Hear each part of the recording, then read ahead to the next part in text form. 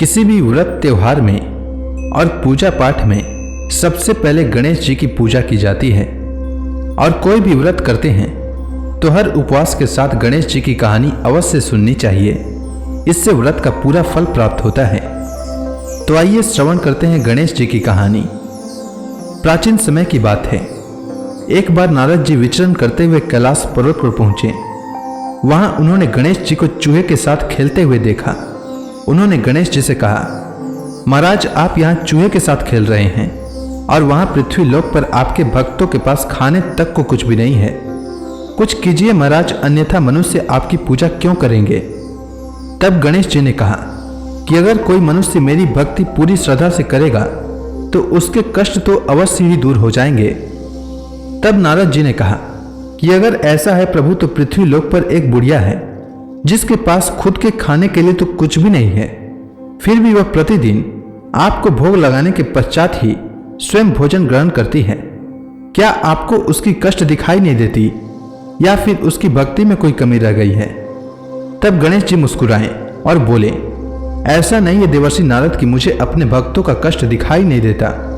मैं तो स्वयं इस भक्त से मिलने भूमंडल पर जाने वाला हूं। इतना कहकर गणेश जी ने छोटे बालक का रूप धारण किया और पृथ्वी पर आ गए और उस गांव में गए जहां वह बुढ़िया रहती थी। गणेश जी ने एक हाथ में चुटकी भर चावल और दूसरे हाथ में एक चम्मच दूध ले रखा था और रास्ते में सबको आवाज लगाते हुए बोलते जा रहे थे, कोई मेरे लिए खीर बना दो, कोई मेरे लिए खीर बना दो। लेकिन किसी ने भी उन्हें खीर बनाने के लिए हाँ नहीं की। अंत में बूढ़ी माई ने कहा, आओ बेटा, मैं तुम्हें खीर बना कर देती हूं। अब तुम ही बताओ मैं यह खीर किस में चढ़ाऊं। तो गणेश जी ने कहा, माई एक बड़ा सा पतीला के अंदर यह दूध और चावल डाल दो।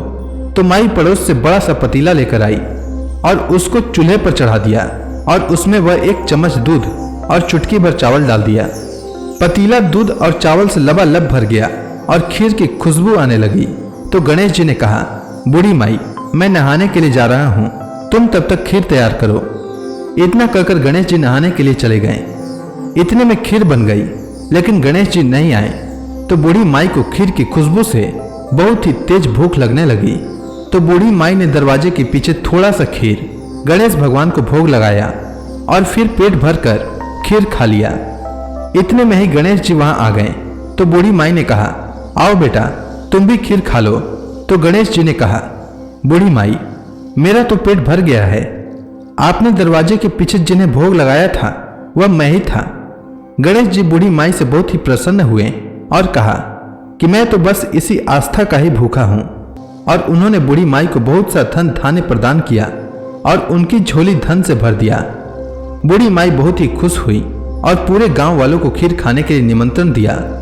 पूरा गांव कहने लगा कि आज तक तो बूढ़ी माई के पास खुद के खाने के लिए कुछ भी नहीं था, और आज देखो गणेश भगवान की कृपा से पूरे गांव को खीर खिला रही हैं।